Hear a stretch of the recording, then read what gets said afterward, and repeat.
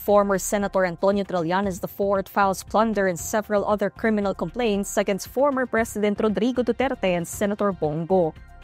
Trillanes lodges the complaints against Duterte, Go, and two of the senator's relatives before the Office of the Ombudsman on Tuesday, October 21. The complaints were filed over the alleged funneling of nearly 7 billion pesos worth of government infrastructure projects to firms owned by Go's family. The complaint cites possible violations of the Plunder Law, the Anti-Graft and Corrupt Practices Act, and the Code of Conduct and Ethical Standards for Public Officials and Employees.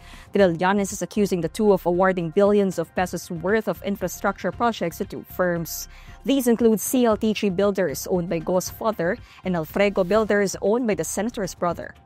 The former senator alleges that both firms cornered approximately 6.95 billion pesos in government infrastructure projects from 2016 to the present.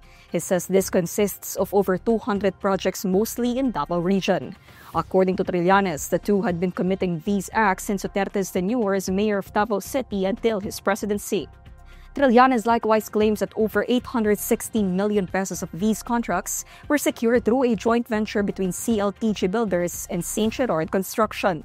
St. Gerard is a company owned by the Discaya family, who are now in hot water for their alleged involvement in the flood control corruption. Meanwhile, in response to the charges, Go says Trillanes is barking at the wrong tree. To Trillanes, you are barking at the wrong tree. Kung seryoso ka talaga, bakit di mo kasuhan yung mga totoong mga corrupt talaga? Bakit di mo kasuhan yung mga financials mo? Yung mga contractor, alam mo yun. Alam mo yun. Kita mo na, nakailang buwan na tayo dito sa pagdidinig sa Senado. Huwag kang magmalinis dito. Huwag mong ilihis ang totoong issue. Dito lang tayo sa katotohanan. Seek the truth.